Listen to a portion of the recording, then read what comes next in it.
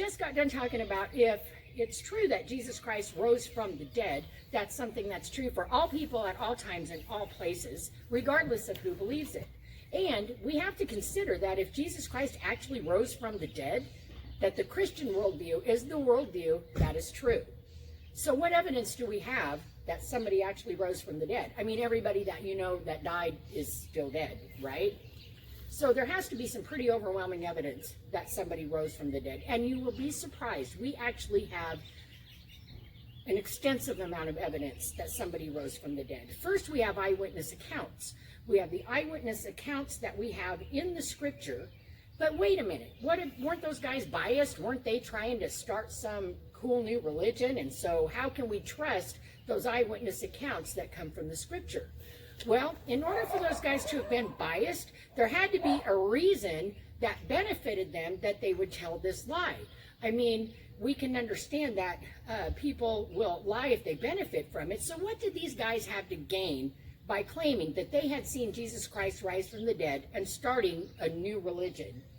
Well, let's see. They were beaten, they were tortured, they were killed, they were excommunicated from their temple, their way of life, and from their neighbors and their families. So I would have to say, and we can find this historically, that this actually happened through internal biblical documents and from external documents that support these facts, that this is what happened to the people who followed Jesus Christ and the people who claim to be witnesses to his resurrection.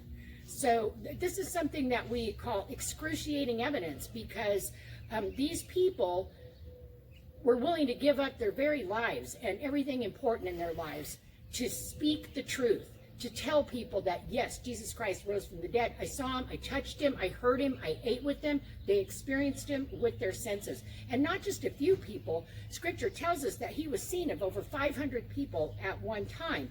And in that scripture, we read that most of those people are still alive. Paul is writing that to us, and he's telling his audience, 500 people saw him alive after we saw him being crucified, and we know he was dead and buried.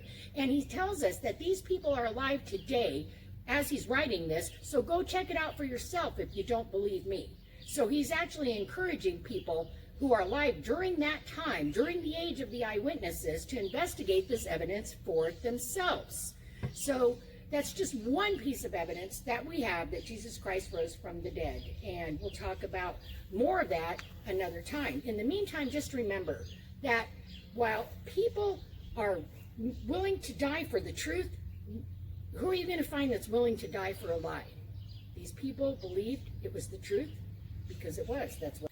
Something that J. Warner Wallace talks about, he's a cold case homicide detective that was an atheist for 35 years, and through his investigative skills became a Christian when he investigated the resurrection of Jesus Christ from the dead. And something he says that I always carry with me is that he's not a Christian because it's convenient, because it's easy, or because he needed a crutch for some deficient area of his life. He's a Christian because it's true. And I can say the same thing for myself. After an investigation, I'm a Christian because the Christian worldview is what best corresponds to reality. And I think if you'll do an actual investigation into the situation, you'll find the same thing. And if you have questions about that, or comments you'd like to make, or even objections you'd like to discuss, you can visit us at our Facebook page, True Vine Apologetics, or the website, truevineapologetics.weebly.com. We hope to see you soon. Thanks for listening.